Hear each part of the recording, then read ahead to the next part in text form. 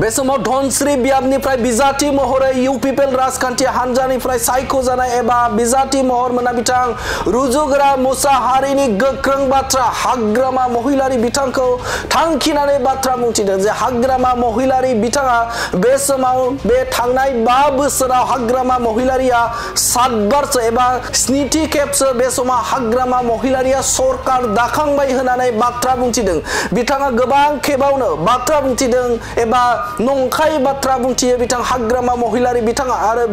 बिथाङा बे समाव सरकार दानाया 5 बोसोराव खेब 7 बारसो बिथाङा सरकार दाबाय एबा दाखांबाय होननानै बाथ्रा बुंथिदों रुजुगोरा मुसाहारि बिथाङा। बिथांमोना नैबे 5 बोसोराव प्राय 7 बारसो सरकार दाबाय 7 बारसो सरकार दाबाय खुगाजों दिनैबो दागोन होनना बुंदों ओंखायनो बे जे मिसलिया बेखौ जों माने मिथिनो हायो आरो बिथाङा थांनाय बिसायख'थियाव एबा 2020 मायथाइयाव जेब्ला बिसायख'थि जादोंमोन अब्ला बै समाव जेननांनायनि बाथ्राखौ फोरमायथिदों रुजुगोरा मुसाहारि बिथाङा। बै खेबाव बा बै बाराव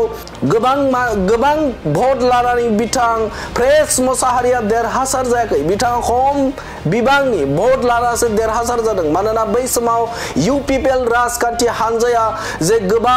बिथिङावनो एबा प्राइमारि लेभेलनिफ्राय लानानै एबा दैदेनगिरिफ्रा गैयामोन आरो गोबां समावनो बे समाव बुथ लेभेलनिफ्राय लानानै बे समाव मजबुत नङामोन एबा इउपिपिएल राजखान्थि महरै गोबां जायगाफोरावनो गोख्रों नङामोन नाथाय बे समाव आथिखालाव बे 5 बोसोराव गोबां बिथिंजों बे समाव प्राइमारि लेभेलनिफ्राय लानानै बुथ कमिटिनिफ्राय लानानै गोबां बिथिंजों इउपिपिएल राजखान्थि हान्जाया गोख्रों जाबाय आरो बै समाव बिपिएफ राजखान्थि हान्जाया बेफोरबायदि बुथ लेभेलनिफ्राय लानानै प्राइमारि लेभेला जोबोदनो गोख्रोंमोन आरो बिथांमोना दानो हादोंमोन नाथाय सम आरो थासारिनि थाखाय बै समाव इउपिपिएल राजखान्थि हान्जाया बुथ लेभेलावबो सुबुं गैयामोन एबा बुथ लेभेल आरो प्राइमारि लेभेलावबो दैदेनगिरि गैयामोन नाथाय आथिखालाव बे मजबुत जाबाय एबा गोख्रों जाबाय। फैगौ बिटिसि बिसायख'थि एबा जानो गोनां जे बिसायख'थि बे बिसायख'थियाव इउपिपिएल राजखान्थि हान्जायानो देरहासार जागोना रोखा मानोना रायजो राजाफोरा जोबोदनो बे समाव बरायनाय आरो गुबुन फारसेजों बे समाव गहपुर ओनसोलनि बा थागिबि रायजो राजाफोरा जाय गोदानै बिटिआर ओनसोलाव हाबबाय बिथांमोननिफ्राय रोखा बाथ्रा आरो बिथांमोना रोखा मदद होनायजों फैबाय थानाय बिसायख'थियाव देरहासार जागोना रोखा होननानै बाथ्रा बुंथिदों बिथां रुजुगोरा मुसाहारि बिथाङा आरो बिथाङा हाग्रामा महिलारिखौ थांखिनानै बाथ्रा बुंथिदों जे बे थांनाय 5 बोसोराव 7 बारसो बिथाङा सरकार दाखांबाय एबा बिथाङा गावनो सरकाराव फैगोन पावाराव फैगोन होननानै 7 बारसो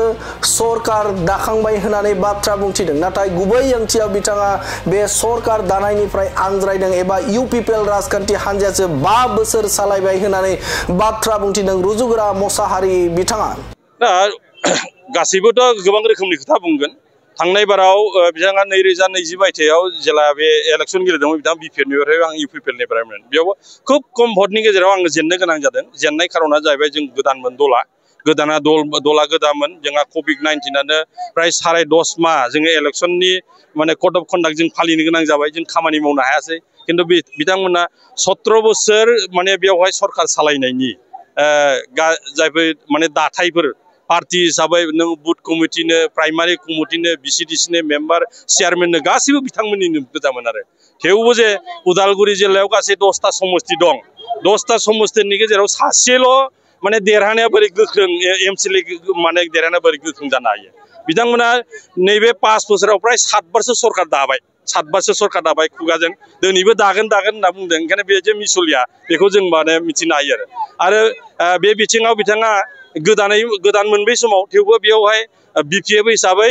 जायफोर माने खामानि मावखानानै दंमोन बेनिफिसियारिबो दंमोन बिथांमोननि सहाय मददखौ एसे बांसिनै मोनबाय थेवबो जोङो गोदान दलब्लाबो जों खम जानानै थायाखै आरो नैबे 5 बोसोराव बा 5 बोसोराव सरकारनि जानानै जों जेसेबांखिनि बिसिडिसि मोनदों बा जेसेबांखिनि मेम्बारफोर मोनबाय बेयाव गोबां रोखोमनि जों अनसुंथाइबो होबाय गासैबो रायजो राजाबा दिनैहाय बे अनसुंथाइखौ मोननो हादों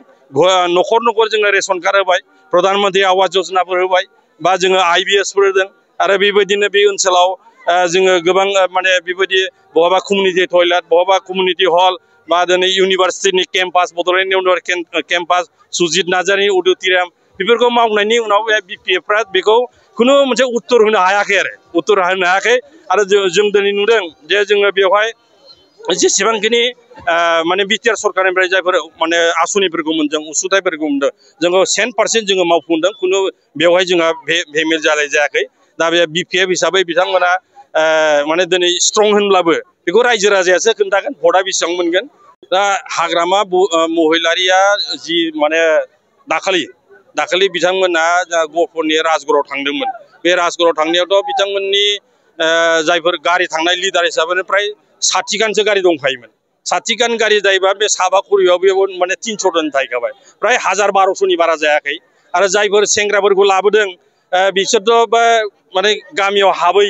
माने नैबेयाव भटार गैयैफोरबो गोबां दङ आरो बेखौ आं दहायसो थांनानै मिथिदों आरो बेखौ जोङो फट'खौ नायनानै खोन्थानो हायो सोर माने बिटिआरनि भटार्स सोर नङा आरो दाथ'